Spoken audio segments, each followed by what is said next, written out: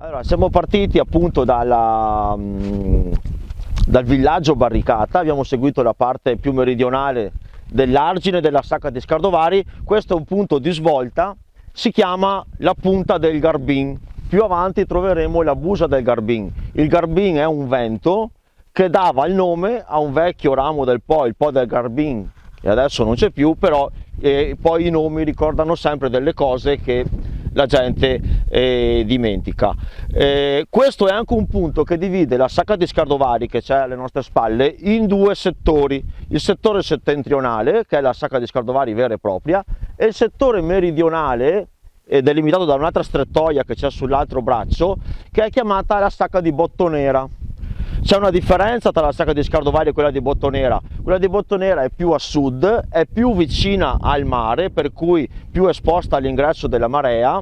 L'acqua è un po' più salata nella parte sud rispetto alla parte nord, per cui la Sacca di Bottonera è dove si allevano le vongole, perché appunto è più vicina al movimento della marea. La parte nord invece è quella più dedicata all'allevamento delle cozze. Più avanti vedremo tutti quanti le strutture in acqua per l'allevamento delle cozze e ultimamente anche dell'ostrica rosa.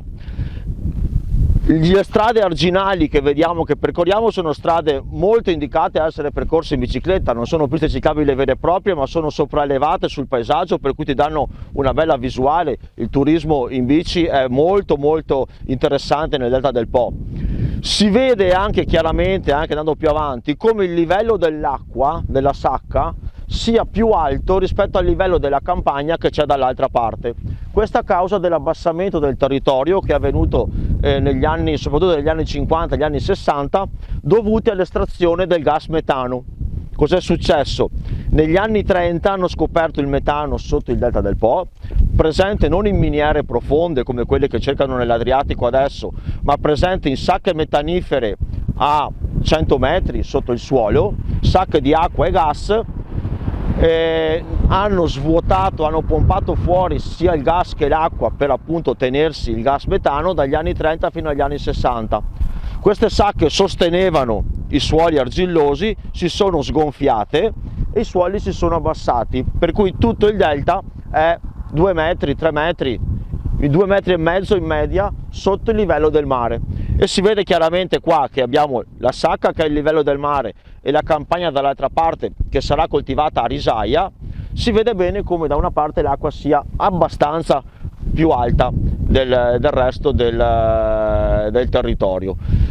Questo ha creato un grande disagio, perché ovviamente essendo così bassi non si riesce a scolare le acque del territorio, bisogna sempre prenderle con una pompa, con un'idrovora, e buttarla nei fiumi, nelle lagune, dove appunto l'acqua possa scolare a mare. Queste campagne che vediamo qua adesso sono spoglie, ma sono risaie. Verrà liberata l'acqua in risaia a maggio e seminato il riso una volta allagate. La risaia, la coltivazione a riso è sempre stata molto importante nel delta. Queste sono terre di bonifica. Quando tu bonifichi un territorio, specialmente qua, il territorio è un territorio salmastro vicino al mare, per cui ha ancora un po' di, si dice, memoria di sale nel terreno. Non puoi coltivare grano, gran turco, coltivazioni normali, perché il sale te lo impedisce. Allora, invece il riso sopporta un po' di salinità. Tu riesci a coltivare il riso se c'è un minimo di salinità nel suolo. E cosa succede? Quando tu coltivi il riso, allaghi e prosciughi il campo 2 volte ogni stagione. Questo processo, fatto per 4-5 anni, lava le terre, per cui dopo che tu hai fatto 4-5 anni di riso nelle terre di bonifica, puoi iniziare a coltivare grano, gran turco, barbabietole, quello che era un tempo. Per cui subito dopo le bonifiche degli anni 50-60 il riso era, anche prima, era fondamentale come cultura. Quando il terreno si è abbassato, i livelli delle canalette, degli scoli erano andati tutti quanti così in crisi, per cui non hanno più coltivato riso fino agli anni 80. Dagli anni 60 agli anni 80 in delta il riso si è coltivato pochissimo. Dagli anni 80 in poi si è ripreso, sotto sovvenzione della Comunità Europea, a coltivare riso con ottimi risultati, perché il riso del delta è particolarmente buono per il suolo, ma soprattutto questo vicino al mare, perché questo vento che domina sempre in queste zone vicino al mare è un vento che appunto proviene dalle acque salate, ha già un po' di salmastro lui dentro, che fa un po' da parassicida, per cui ovviamente sono trattate anche queste risaie, però un po' meno rispetto a quelle che sono trattate che sono coltivate nell'entroterra. Per cui ecco, il riso del delta è particolarmente buono perché il territorio è vocato a coltivarlo, ma anche l'acqua del mare, che non è che arriva fino a Rovigo, cioè si ferma nei primi chilometri della campagna, aiuta a tenere più sana la risaia. Dietro di noi abbiamo la laguna, che è un altro territorio ricchissimo. Il segreto della laguna, tutta quest'acqua che vediamo, questa estensione, sono 3000 ettari la Sacca di Scardovari, è acqua che è profonda 1 metro in media, cioè non ci sono metri di profondità.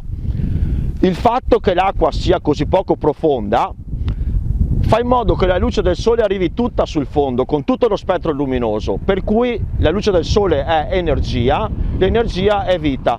Le lagune sono tra i più grandi produttori di vita del pianeta, producono tanta biomassa, per questo sono ricchi di pesci, di uccelli, si possono coltivare le vongole che filtrano l'acqua, si possono coltivare le cozze, proprio perché questa bassa profondità genera un ambiente naturale estremamente produttivo. C'è da dire una cosa però, che in natura le lagune non sono eterne, le lagune sono una zona di passaggio, è terra che diventa mare o viceversa, mare che diventa terra, non durano secoli. Queste durano secoli, anche quella di Venezia millenni, perché c'è l'uomo che le vive e che le tiene, fa in modo che l'acqua continui a circolare nelle lagune. La laguna naturalmente tende a costiparsi con i detriti, l'acqua non circola più e diventa una palude molto meno produttiva. Per cui ecco, la laguna è uno dei posti più importanti dove l'uomo riesce a tenere un ambiente sano per farci i suoi interessi, per coltivare le vongole, le cozze in questo caso, però questo lavoro genera anche un ambiente che è ottimo anche per la fauna selvatica.